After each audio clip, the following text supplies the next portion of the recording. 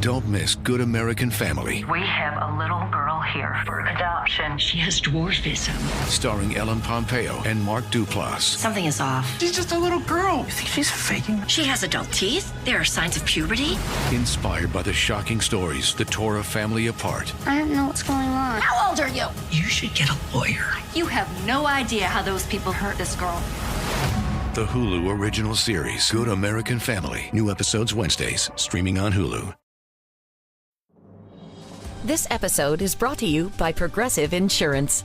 You chose to hit play on this podcast today. Smart choice. Progressive loves to help people make smart choices. That's why they offer a tool called Auto Quote Explorer that allows you to compare your Progressive car insurance quote with rates from other companies. So you save time on the research and can enjoy savings when you choose the best rate for you. Give it a try after this episode at Progressive.com. Progressive Casualty Insurance Company and Affiliates. Not available in all states or situations. Prices vary based on how you buy. Listeners, are you looking for a shortcut to better auto insurance for you? Something that takes all the research off your plate, something that's easy, something that matches you with lower rates, something genius.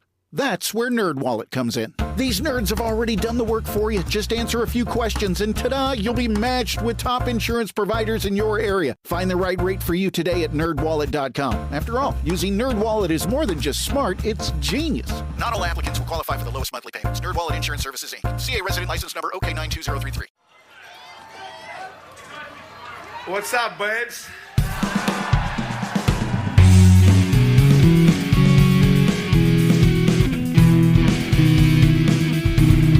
And as the puck drops, the words that DC fans have been waiting to hear since 1974, the Washington Capitals are the 2018 Stanley Cup champions.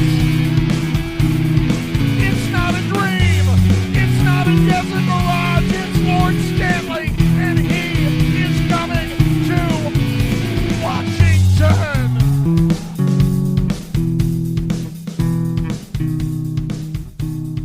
Welcome back to Japers, Rink Radio. I'm your host, Greg Young, and today, Stringham, Adam, is back. We have finally, so there was a podcast that Adam and I were both on in different portions of it a couple of weeks ago, I think. It was a little bit of a speaker box and love below situation. So, I figured that was not an acceptable way to kind of have things go. So I figured, Adam, it was overtime for us to talk. So how have you been doing, man? Good, man. It's nice to be back on the show. I know it's been, I don't even know, probably two-ish years, probably. So nice to be back, and thanks for having me on. Yeah, of course. Well, I mean, having you on, that's, I think it's as much yours as mine. So I think if you look at the total amount of episodes that we've done, it's probably about even, right? I guess you would say. So, Yeah, probably about now. Yeah, I guess so. All right. So, well, let's just kind of dive into the Capitals. This is a Capitals podcast. So I don't know. I was going to ask it this way, but thoughts on this year? I don't know. To me, this year is kind of revitalized me as a Caps fan in a lot of ways, and I'm a little curious kind of what it's done and kind of how much you've enjoyed this year so far. So don't get me wrong, I'm really enjoying this year, and it's been fantastic. It's really the best way for me to put it into perspective as you think about, frankly, kind of how miserable the team was to watch about 2 years ago. It was a lot like watching Adam Oates type era Capitals. Not quite Dale Hunter level, but at least Dale Hunter's team won a bit more games. And this year, the team's scoring a lot. They're near the top of the charts for goals for. They went from having, the worst goal differential to ever make the playoffs to now, as we're talking right now with 9 games left, they're plus 73, which is the second best in the league. Yeah, I think just behind Winnipeg, if I'm not mistaken. Yep. Correct. So, it's been great to watch them. I think we've seen the Capitals get better in the same way that they've kind of gotten better in the last 8 years. Whenever they do get better, it tends to be on these, they take a flyer on these players that other teams seem to be ready to give up on. And next thing you know, the Capitals are back to being relevant again. So it's certainly nice to see how well the Caps have done. And also makes you feel good about kind of what the team has done when kind of Pittsburgh's in a similar age bracket as the Capitals, or they were a couple years ago, and they have not been able to retool like the Caps have. So it's always nice to see that kind of your management team has done well while another's hasn't done quite as well in a similar situation. No, absolutely. And it's interesting because you would say I think the Penguins took flyers on certain players. They just didn't work, and it's I don't know. And I think the other thing too that's interesting to kind of compare the teams in a way is that the Caps, I think one of the keys to this year, whether we like to just kind of let's just be honest about it, was I think the kind of foundation core piece of a lot of this was getting the decision from both Backstrom and Oshie that they were not going to play this year, right? And getting that kind of resolution figured out, giving them the cap room to go get Chychrun, go get the Roy signing, get Dubois and all these kind of players, and then, getting that. And the Penguins just don't have that same kind of certainty. Letang and Malkin are still there. Carlson is still there's just these huge contracts and they're just not performing anymore. So it's just, I don't know. It's an interesting, I guess a little bit of luck, but also just a little bit of kind of good kind of management there by the Caps too, huh? Yeah. I think of Pierre-Luc Dubois as a player that was so high in the hockey world about 2-3 years ago and then just completely almost vanished. In Vegas, or not Vegas, I'm sorry, in Los Angeles rather, he was not, in my mind, held in very high regard at all. No. It seemed they were desperate to move on from him, is the sense I got, and frankly, the Capitals, that's going to end up having been one of the best trades of maybe the last 15 years. It could end up being. 1-for-1 for Darcy Kemper, right? Yes. That's a steal, and not only did the Capitals get out of a bad goaltending contract and get a good player, but also kind of free them up to get the guy who's number 2 in the whole league in goals saved above average. So it's funny how all those pieces kind of fell into place, and I think the Capitals had a vision of what they wanted to do last summer, and I think they executed on it really about as well as could be expected. Not even as expected as one could hope. Oh, this is like 99.9% like percentile outcome this year, right? I don't know how you could do much better so far. Obviously we still have the playoffs and there will be, I have questions about that lined up for us, but I don't know. This is just like, I don't even know. I know for like a while, all we wanted to do was talk about the Caps window, but like, I don't even know what to say about that question anymore. Their window is both now and in the future. And like, I don't know. It's like, to me, it's like almost like a pointless question now, I feel like the Capitals now they're a lot like the Red Wings were in kind of the mid 2000s, really up until they finally missed the playoffs, right? I don't even remember what year that was, but just continual excellence, or at least in the regular season, built largely around a few key players. Now, I think that was kind of what we all thought the Capitals would stay as, and then they would, just like the Red Wings, have kind of fallen off and gone through their rebuild. I think the expectation is that that's where the Capitals were going to be as well, specifically after kind of like what happened to the Blackhawks, right? Yeah. The Blackhawks, I guess they weren't quite as good as, what was it? The Red Wings made the playoffs like 15 straight years. No, fair enough. No, fair enough. Yeah.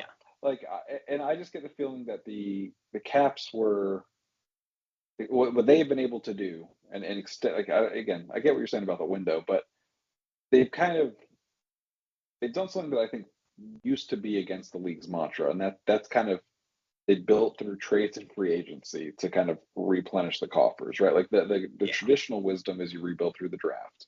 And the Capitals have some great players they've gotten from the draft. Don't get me wrong. We still got Connor McMichael's been a good piece. Protus, that's another good piece. Yeah. But after that, we got, it's all guys from like even like a Nick Dowd. You're talking like Duchesne, all these like fourth line guys. They're all. They're all like free agents or like trades and stuff. Exactly. That's what I'm saying. So rebuilding not via the draft. And that's why they're still not one of the younger teams in the league by any stretch of the imagination. But I think that they have a few more years without another huge replenishment of the coffers of staying relevant. I don't think we're going to have a magical year like this again. They're shooting at a super high percentage. They're good analytically, but not amazing. But, then at the same time, they got Ryan Leonard coming up. They got the defenseman also from Boston College coming up. It's the Capitals have a good prospect pool now, and that's not something they've had really since, I don't know, what would you say, 2015, Yeah. maybe? So this is the best Caps, I think, like draft class probably since or the best prospect pool they've had probably since Ovechkin, right? I don't know. They had a pretty good they had a pretty good run where like Kuznetsov wasn't over yet. I think they were. No, that's Philip true. Forsberg That's true. was still, But even like, then, they were always ranked they were never top 10 farm system, right? Like even in that time, were they? No, they weren't. But I think the key thing, and this is what I honestly think that's what the Capitals' philosophy is. They would rather have a few exceptional prospects, yes, and then like 10 okay ones. Yeah, and that's it. They swing for the fences. The Capitals have been drafting. I mean, it's exactly what we've said on this podcast years ago. Was we always want them to go for best player available, and I think that's what they've been doing. Yeah.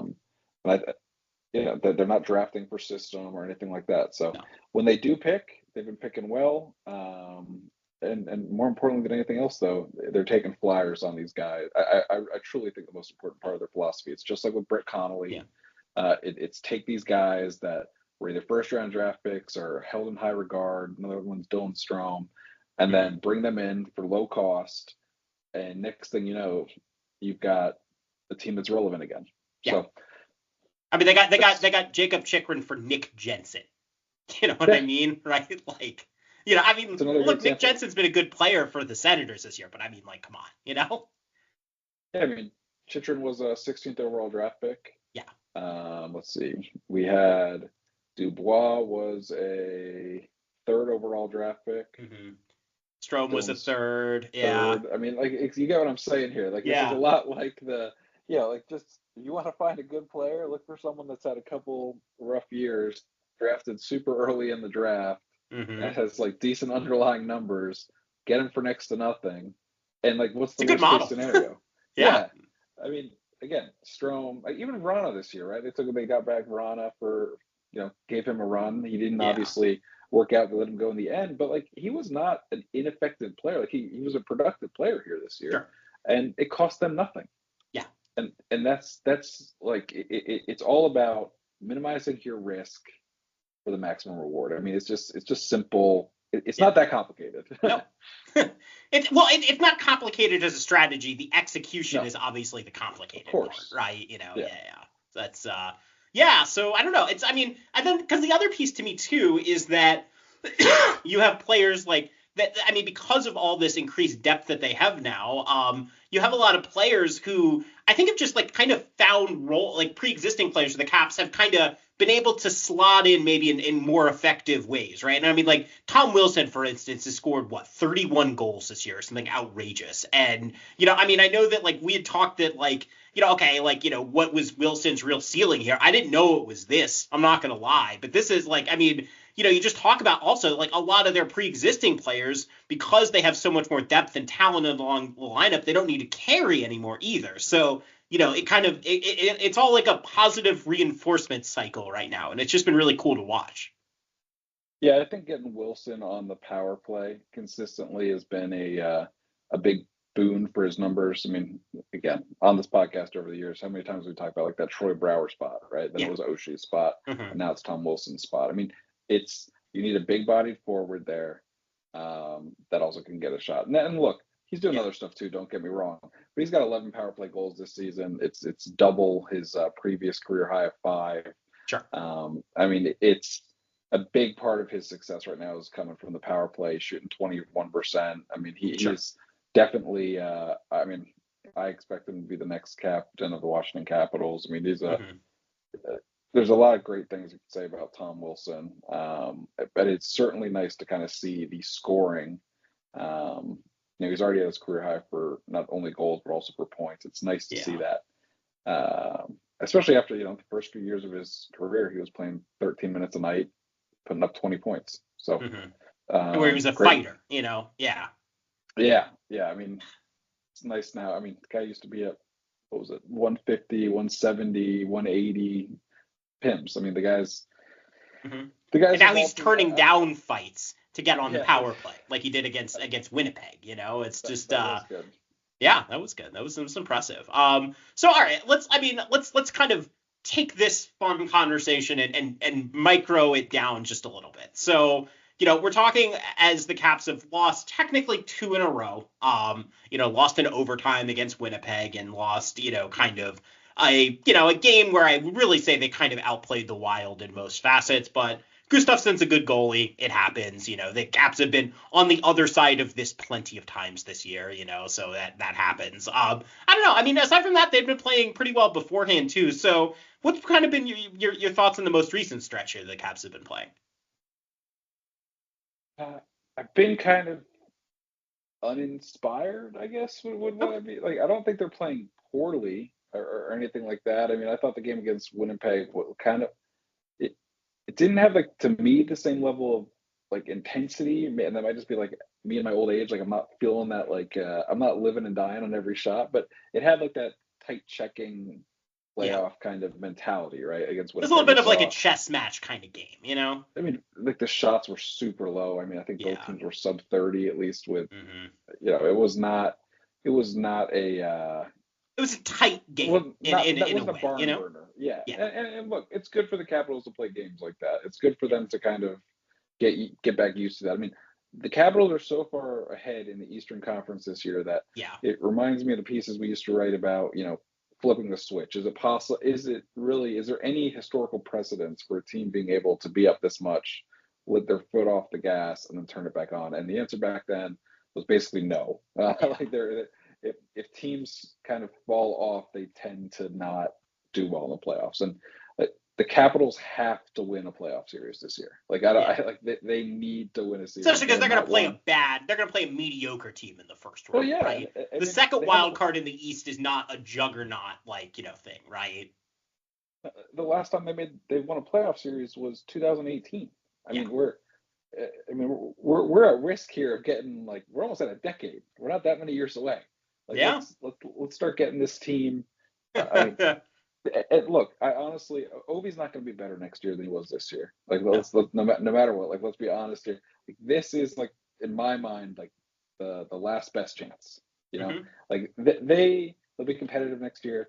Like, I agree with everything they did at the deadline. I don't think they needed to trade any of their prospects to try to get some ringer for one last run. No. But like, they should.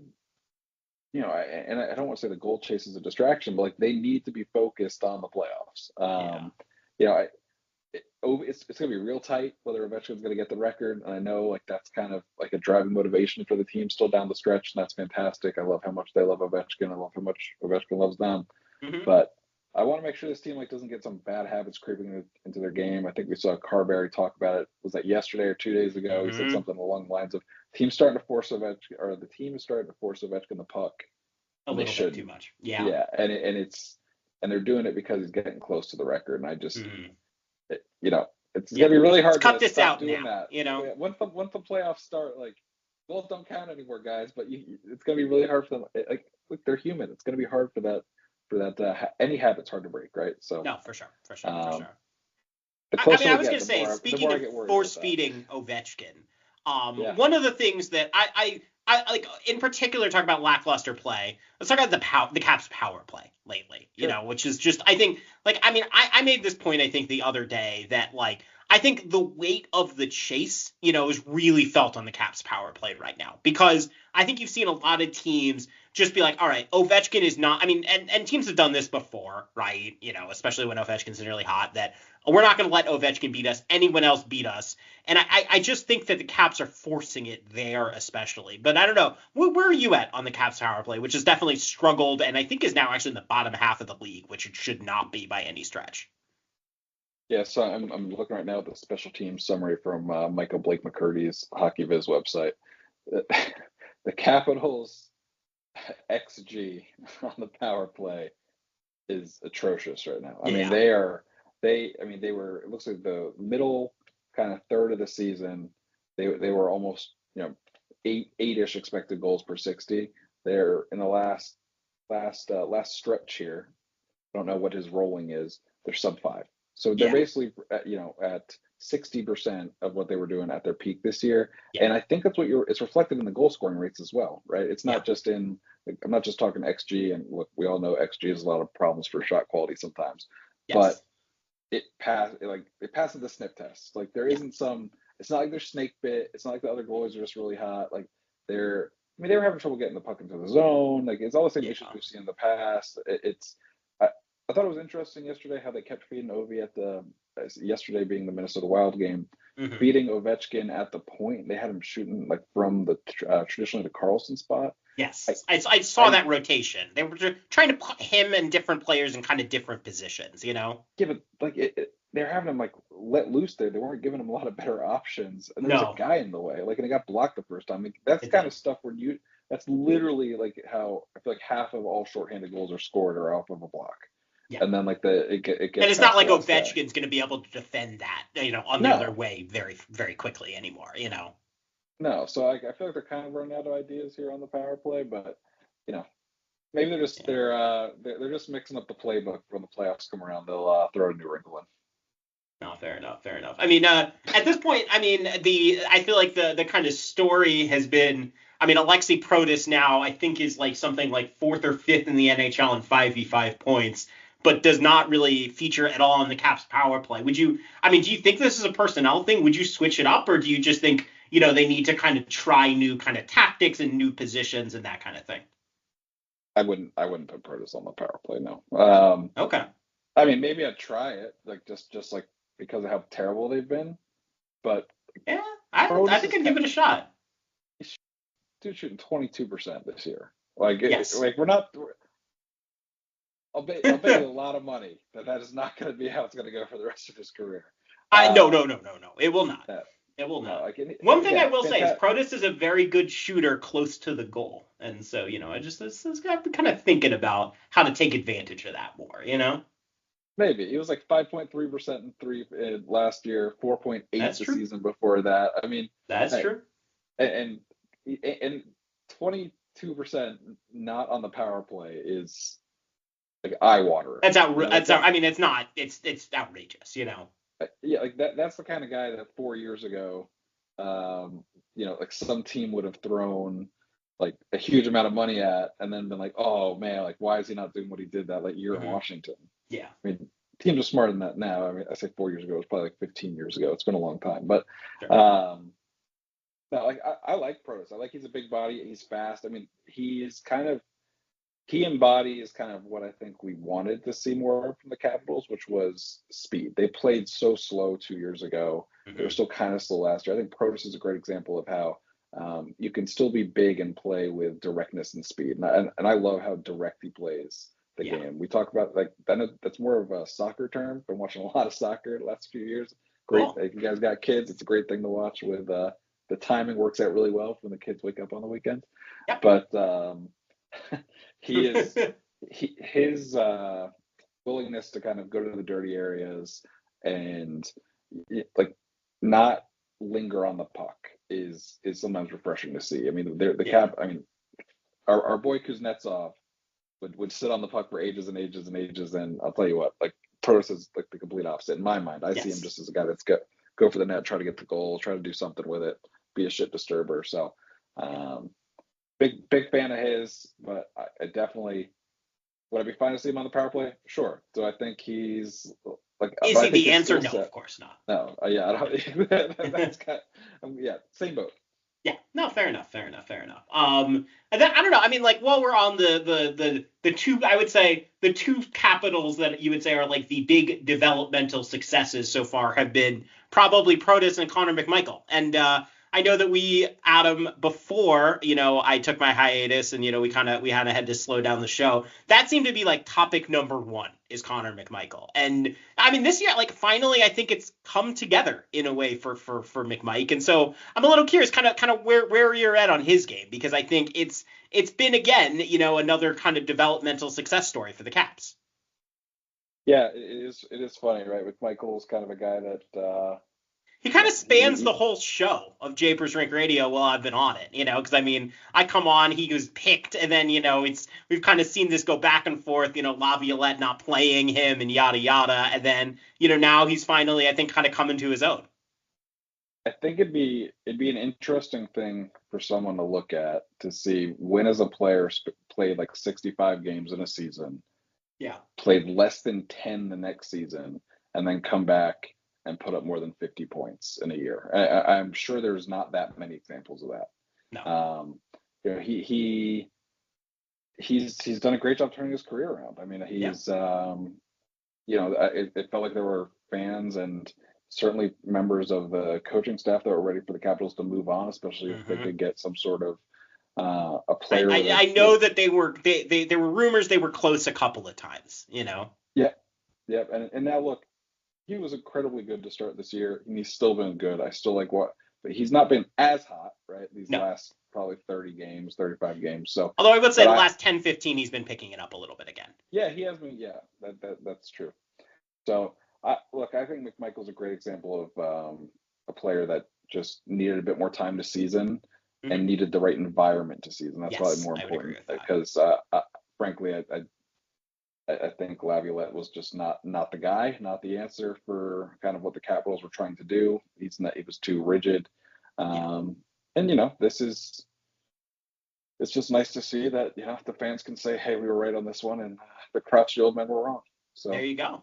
I was gonna say we were right, but honestly, I feel like we were kind of like, I know, Adam, a lot of us, like, I mean, I know you're the famous curmudgeon, but even I was a little bit like, look, like, we need to cool this a little bit, like, I like McMichael too. I think he'll be pretty good, but, like, let's see. But, I think also, like, just the fans were right here, and maybe I was a little overly pessimistic. I'm not sure, but, it's good. I mean, look, we're fans of the Capitals, right? It's good to see a Capital player just do well, Yeah, he wasn't, I certainly didn't feel the same indignation when he was getting benched as I used to feel when Burakovsky was getting benched or something like that. Well, you had a not personal, but that was, you were younger, you had your idealistic brain, you hadn't been, seasoned to the depths of the world yet, it's, you still had a little bit of that hockey purity in you that's now been gone. Yeah, I'm not that long from like just saying like, hey, I just care about the eye test. Like, who cares about numbers? Like, I'm probably only a few years from that now. I'm an old man. Yeah. So no, for sure. It's it is. So this is fun. I like to tease you, and I don't get to tease when I have like a random guest on. I don't get to do that. I sometimes with Corey, but I get to make fun of you, which I enjoy. I don't get to do that very much anymore. Hey. Happy to help. I mean, look, to round up this kind of conversation around Michael. I mean, he is a guy that was sent down, helped Hershey win the Calder Cup, came back up. I thought he was okay last year, right? I mean, he had 33 points, 18 goals. I mean, like 18 goals is nothing to scoff at, right? In the National Hockey League. I think he's, again, a perfect example of a success story. And honestly, I think it's a pretty rare success story where you see someone go from playing that much in the NHL at his young age, go back down, and then come back and really be a successful player. Yeah. Well, we'll have to see. I think if Hendrik Lapierre has a rise next year, I guess you would say that's almost a similar trajectory in a way. But it's I think that's a little less likely to succeed for a number of reasons. But definitely interesting, something to keep an eye on. Capitals would be getting. They got a couple horseshoes stashed somewhere if they have another player that kind of rebounds like Michael. Oh goodness, yeah. I wouldn't count on that. But I'm going to ask a Ryan Leonard question, and then we'll take a break, and then just kind of do a couple of wrap ups out on the other side of it. But so all right, I'm gonna pitch this question to you this way. Boston College plays Bentley tonight, if I'm not mistaken, or tomorrow or something. Let's say Boston College loses. And Ryan Leonard then does what we all expect, which is to pick up to have Patrick pick up the phone, and Ryan Leonard is a Washington Capital that moment. So Ryan Leonard comes onto the Capitals. Where do you want to see, and kind of what do you think the process is, and how would you kind of fit him in right now?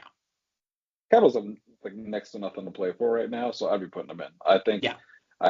frankly, I try to keep him under the whatever the what is it, 8 games, whatever Yeah. the number of games. I think that's going to kind of work itself out because they only got 10 games left, right? So they wouldn't need to. Yeah. He'd have to play like every game, and they would have to lose in their first game or whatever number game this is. I think it's 10 games, right? There's 9. It's 9 games, and then I think that's it, right? I honestly can't remember. For some reason, 8 was the number in my head. I'm not going to. It's a high single digit or low double digit, whatever the number is. Yeah. We're nothing but knowledgeable here on Japers. Exactly. Radio. We got I will not look this up. Someone can correct us later. Take a bit too long to look this one up while we're recording in real time. But look, I would try to slot him in. I don't know exactly where I would put him, but I would be trying to get him minutes. And I try to, because honestly, I certainly think he's better than like Anthony Beauvillier. I'm not going to pronounce his name Anthony right. Beauvillier? Yes, I would rather see, Leonard get in somewhere there. I'd rather even if it's on the third or fourth line, like really it's the third line. How important has a scoring third line been of every Stanley Cup champion over the last 15 years? I mean, I'm coughing a lot, but I'm going to cough with the HBK line or what was exactly that? Right. The Pittsburgh, that horrible line that killed us in the playoffs. Exactly. Crosby did nothing in that series against Washington, and the HBK line basically won them the series. And I think, what line was on the ice when the Capitals scored the game-winning goal in the Stanley Cup final? I mean, it was the third line. So I don't think I would be trusting him with, if you're going to deploy the third line super defensively, he might not be getting a lot of minutes. Yeah, he might not, because I don't know enough about his game to say I'd be comfortable putting anybody at that age in those huge minutes in a high leverage situation. No, but then that would say you wouldn't want to put him with Nick Dowd because they give Dowd a ton of defensive zone starts. So that would actually say, I mean, because to me it seems like the logical thing would be Taylor Radish. You've been a great Washington Capital. We appreciate you very much. Right, that's probably Ryan Leonard's job now. That would be kind of where I would see him fitting. Yeah, like that's fair. Like, but I was thinking maybe you could. I don't know which of those two guys you'd want to play, Radish or Bouvier. Yeah. So like that's kind of like the two I'd be picking between. But if it's not like third line-ish minutes, I don't know if I'd play him at all. To be 100% honest, like I think he should be getting time, and Capitals have nothing to play for right now. Like give him minutes, but once it gets playoff time, like if you're gonna play a kid that young, like he's gonna probably need time to get into the game. Like he's probably gonna need to actually play. I actually think it requires a bit of a unique skill set to be able to play 10 to 12 minutes a night and be completely mentally engaged. Especially with like younger generations. I feel like it's. I mean, he's coming from being the superstar in both the World Juniors and college to then being a fourth liner. That's a huge adjustment. Yeah. So in my mind, give a kid minutes. If it's working out, keep giving him more minutes. See what he can do. Like, I think he's got a shot at being a top 6 player next year. I don't know. Yeah. I think he definitely does. Yeah, but I don't know who'd kick out of the top 6. That's where it gets a little. Yeah. Wow. Like, who do you got coming out? I don't know. I mean, that's the tough part, right? Like, and I mean, again, it shows kind of the spoil of riches, that the Caps have right now in a way, and that, it feels like they have like their top 6 is all. It's like both interchangeable at the same time, but also like it's hard to figure who you would take out. I don't know. I mean, to me, I would think the third line would be where you'd want him to go because, and maybe you want him and whoever 3C that they end up getting either in free agency or whatever they end up doing to basically have him anchor that because Eller's a UFA, Mangiapane, who they're not going to re-sign, is a UFA, right? So that would seem to be the thought I would have would be, yes, you put him on the third line, but the way the Caps deploy their lines is so even that I almost don't worry about that as much, So I'm gonna creatively disengage with your answer, which is a very lawyerly thing to do, but that's what I'm gonna do. Yeah, all right. So what you're saying is you don't think he's better than any of the guys currently in the top 6, but you think he'll get enough minutes on the third line. Yeah, I think that's right, basically. Okay. Yeah, I think that's essentially right. In the non-lawyer terms. Yeah. In the not cumbersome, obnoxious wording, which good thing I don't host a hockey podcast because that would be a problem there, right? So all right. With that, we're gonna take a quick break. Then on the other hand, we're gonna preview a playoff matchup or two. So stay tuned. This episode is brought to you by Progressive Insurance. Fiscally responsible, financial geniuses, monetary magicians. These are things people say about drivers who switch their car insurance to Progressive and save hundreds. Because Progressive offers discounts for paying in full, owning a home, and more. Plus, you can count on their great customer service to help you when you need it, so your dollar goes a long way. Visit Progressive.com to see if you could save on car insurance. Progressive Casualty Insurance Company and Affiliates. Potential savings will vary. Not available in all states or situations. Don't miss Good American Family, We have a little girl here for adoption. She has dwarfism. starring Ellen Pompeo and Mark Duplass. Something is off. She's just a little girl. You think she's faking? She has adult teeth. There are signs of puberty. Inspired by the shocking stories that tore a family apart. I don't know what's going on. How old are you? You should get a lawyer. You have no idea how those people hurt this girl. The Hulu original series, Good American Family. New episodes Wednesdays, streaming on Hulu. Hear that? It's SpringFest savings calling your name. Only at Lowe's. Right now, get a free Select Ego 56-volt battery when you buy a Select Ego trimmer, blower, or mower. Plus, get your choice of any 2 bags of Miracle Grow organic soil mix for only $16. Shop these can't-miss deals in-store or online today.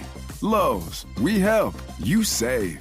Valid through 4/2. Selection varies by location. While supplies last. Excludes Hawaii. There are some things in life that just shouldn't be forgotten, like bringing your keys when you leave the house, setting your fantasy lineup, and most importantly, having Hidden Valley Ranch to watch the game. Especially if you're having pizza. Those creamy, zesty, Cool Ranch flavors take each cheesy, melty bite to an unforgettable level. Hidden Valley Ranch, only serious about flavor. Welcome back. Still here with Adam. And Adam, I got a couple of last things here a little bit. So let's start with the, again, more immediate thing, which is the Capitals right now. I'm not jinxing, I don't think anything or whatever when I say this. They essentially have the number 1 seed in the East wrapped up with 10 games to go, which is crazy to say, but it's awesome. So we can now look, I think, and say there's 3 or 4 teams that could theoretically end up in the second wild card spot. So I think those teams, though, the 3 that seem to come to mind for everyone are the Rangers, the Islanders, and the Canadiens. And so of those teams, who do you want in the first round? I almost kind of want to play the Rangers. I mean, I think mainly because I think I would like the Capitals to beat the Rangers, and I think that they would still be the favorite to kind of win that series by a lot. All 3 of those teams are teams that they just all are so sleepy, right? I think of all 3 of those teams, and I just do not get excited at all. I mean, Montreal is an interesting one because I just will never think that they're anything better than mediocre, because that's just how I feel like they've been for the last. Well, they are mediocre this year. They're a little up and coming, I guess, for mediocre. I feel like the Islanders are the most mediocre team I could think of, Yeah, I mean, so look, the Rangers have the best goal differential of the 3. They're 2 goals under even. Their Canadians are sitting on 75 points with 71 games played. So the Rangers are at 74 with 72.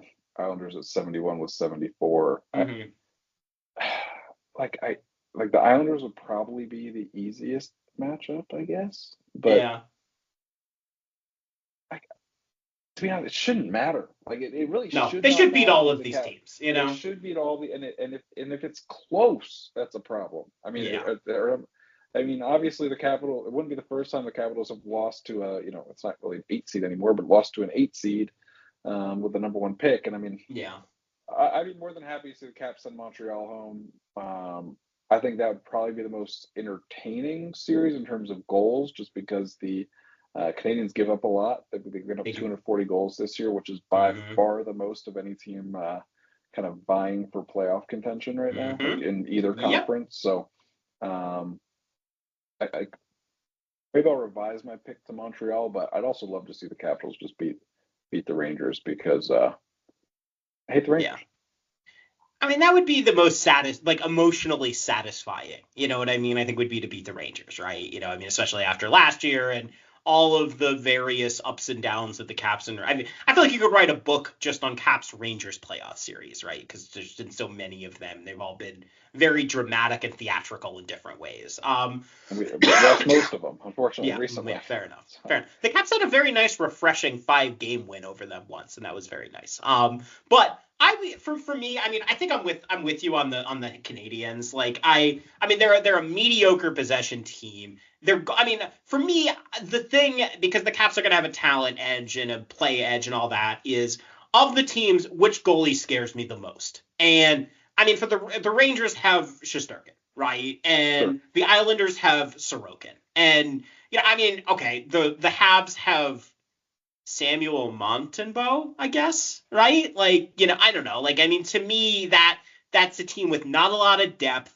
Their blue line is like, I mean, beyond Hudson is just not all that prominent. And yeah, I mean, they give up a ton of goals. I don't know. To me, give me, I think the Canadiens for this one. Yeah, I think it's the way to go. I mean, but didn't the Canadiens goalie make their world? He made the Four Nations tournament. Yeah, over Logan Thompson. So he did. He played 0 minutes. Should be shaking in your boots. I know. Well, I guess it worked. I guess the Bennington train just made it to the station for the Canadian national team, which honestly was fine. That's a very enjoyable game. All right, so couple of last things here before we depart is so the Caps locked up. So we're going to now kind of go a little bigger picture here. So the Caps locked up Jacob Chychrun a couple of days ago to essentially like a max contract. It was a 8-year, $9 million AAV contract. I don't know. I'm a little curious, kind of what your initial reaction to that contract was. A lot of money. Yeah. That was my take on it. Is, man, that's a lot of money. Yeah. He's 26, so like that's gonna be, he'll be 34, 35 when it's done. That's look. I've gotten so bent out of shape out of Capital signing old players to long deals, and he's not like an old player. Like this one is still technically like 26, soon to be 27, so not as old as you think, Yeah, like he'll get 4 good years, like at least. It's hard to get too bent out of shape, and every time the Capitals have had a really shitty deal, guess what? Like they've somehow gotten out of it. So I don't think it's worth kind of losing sleep over. I think it's a good thing for the near future, and I do think as much as we're talking about how the Capitals have managed to keep this window, like it's really become like a barn door, but like eventually this team will be bad again, like eventually. And I think that this contract should keep Chychrun here until they are bad again, and I think that's okay. I think they'll be bad again at some point during this contract, and like hopefully we're celebrating another Stanley Cup, or we're celebrating at the very least a couple playoff series wins, and almost certainly we'll be celebrating that the all-time leading goal scorer in the National Hockey League scored all of those goals wearing a Washington Capitals jersey. Absolutely. All right. Last question for you, Adam. Ovechkin needs 6 goals in 10 games to break the record. You think he does it? He'll do it. I just don't know if it'll be this year. Do you think he does it this year? Sorry, do you think he does it this year? Do you think he does it this year? I blew my hosting duties. I no longer think he'll do it this year, no. Okay. I don't. Ovechkin, it wasn't this way when he tied and passed Gordie Howe, but if you remember how it was when he was about to break the all-time Russian goal-scoring record, that took him a few days. Like that took a few games. And one of those games, I think he put like 10 shots on goal against Detroit or something like that. It was insane. So it's not gonna I just don't think it's gonna happen. Like, he's human. He's gonna be holding the stick tight. I think he'll get close. I think we'll probably have like 2 or 3 goals left at the end of the year. And he's already said he doesn't want it to be an empty net. Like I literally think he won't shoot at a goal if it's empty. That would break the record. I actually think he probably asked not to even be on the ice. So, selfishly, I hope it's not this year, because I think there's a much better chance I'll be able to see it if it's at the beginning of next season. Yeah, maybe me too. But we actually do have 2 tickets for the game in Pittsburgh for the last game of the year. So Okay. Just in case. Yeah. Just in we'll case. See if we okay. Just in case. Well, I think we got I mean, him. at minimum, even if he's like 4 goals away or something, I mean, Pittsburgh is so bad defensively right now that, you feel like that would be like the one gate team. You'd be like, ooh, maybe he can like pot like, 3 or 4 if he needed to, I got to be honest. If he's not within 2, I'm probably not getting on the plane. So, okay. Shows the limits of your Capitals fandom, I guess, huh? I got to fly the next weekend to go back up there for a wedding. I can't go 2 weeks in a row. I got kids, Greg. Hey, man. Kids now. I can't just follow the team around. I can't just can't do what I could do back when Pepper and I were doing the show 10 years ago. When we were in college, or the beautiful like post-college like first working years, where you're like, oh, I have money to do stupid things, those days are over, huh? Yeah, I say 2 goals. Honestly, if he's within 3, I'll probably go. But it's got to be, like I'm not gonna bank on him getting a 4-goal game or something like that. So fair enough. It's a bit of a haul from down here in Houston. Yeah, fair enough. Yeah, the Houston to Pittsburgh flight is not the most glamorous route, I guess you would say. So I can understand with that one. It's like a puddle jumper. It is one of those tiny planes that bucks around like a Bronco. It's just I will say if I've talked to the folks and to the old folks from my side, and we've all agreed that if the Capitals do make it to the at least Eastern Conference Finals, I'm going to go to visit from Denmark for at least a couple of weeks to see some games. So I'll at least do that. But that's something we're planning on for a while, Well, I'm hoping the Capitals got a couple home games when I'm up for the wedding, no matter what. I'm planning on getting to a few playoff games as well. I love whenever I get to go home and see him play. I got to see him 3 or 4 times over Christmas this year. It's always awesome. A blast. I mean, it's look, we were talking earlier about this team being fun to watch, feeling rejuvenated. Nothing rejuvenates me as a hockey fan like going to the games. I mean, yes. It's good on TV, but it's a much better sport alive.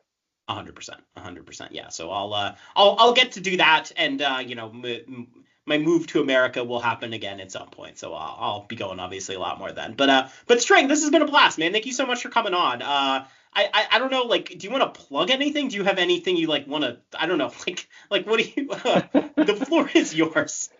I got nothing to plug, buddy. I mean, like I'm still. I don't even know what my Blue Sky handle is. Like that's how little. Do you have a Blue Sky? I do. I think it was someone sent it to me a while ago. Like I'm still on Twitter. You had to get sent your Blue Sky. Well, someone had to like send me. I got the account back when like you still had to get invited to join it. So it was I remember that. Yeah, it was a real throwback. So yeah, I'm on there. If you look for Stringham, I'm sure I'll be on there. Super professional of me not to have that. I'm still on Twitter at Stringham A. So you guys are always happy to. Always happy to talk hockey. So, all right, with that, this has been a blast.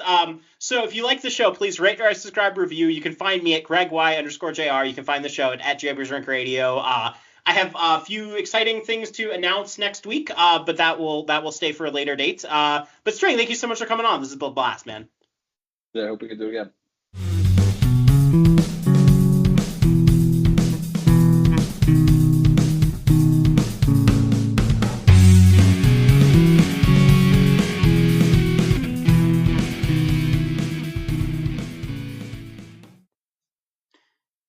So a disclaimer at the end of the show. I just want to clarify that I am not going to be taking money or any form of payment or remuneration for doing this show. There are obviously have been ads in this show, but it's important to clarify due to my visa situation and the fact that I would like to stay in Denmark for at least a little bit here, that I'm taking no money nor any kind of remuneration for this show. So there you go. There are some things in life that just shouldn't be forgotten, like bringing your keys when you leave the house, setting your fantasy lineup, and most importantly, having Hidden Valley Ranch to watch the game. Especially if you're having pizza. Those creamy, zesty, Cool Ranch flavors take each cheesy, melty bite to an unforgettable level. Hidden Valley Ranch, only serious about flavor. Life is full of exciting moments. Whether you're buying a new home, opening an account as you welcome a new family member, or planning for retirement, you need a bank that's there when it matters. At Atlantic Union Bank, you'll find helpful people and digital tools to make banking for all of life's moments a little easier. Because you deserve a financial partner who cares as much as you do. Call, visit us online, or drop by a branch to learn more. Atlantic Union Bank. Any way you bank. At Amica Insurance, we know it's more than just a car. It's the two-door coupe that was there for your first drive. The hatchback that took you cross-country and back. And the minivan that tackles the weekly carpool.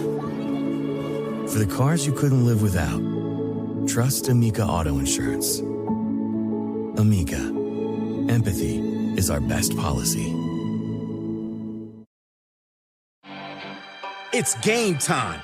And if you've got a hunch about this NBA season, you could turn it into a big win on FanDuel. Because right now, new customers can bet $5 and get $150 in bonus bets if you win. Ooh, that guy's hotter than a microwave burrito. Now that's a red hot hunch. 21 plus and present in Virginia. Must be first online real money wager. $5 deposit required. Bonus issued is non-withdrawable bonus vest that expires 7 days after receipt. Restrictions apply. See full terms at FanDuel.com/sportsbook. Gambling problem? Call 1-800-GAMBLER. Every sandwich has bread, every burger has a bun, but these warm, golden, smooth steam buns, these are special. Reserved for the very best. The Filet-O-Fish. And you can have them too. And you can have it all at 2 for $6. Like a Filet-O-Fish, Big Mac, 10-piece McNuggets, or large fries. Limited time only. Price and participation may vary. Cannot be combined with any other offer. Single item at regular price. Ba-da-ba-ba-ba.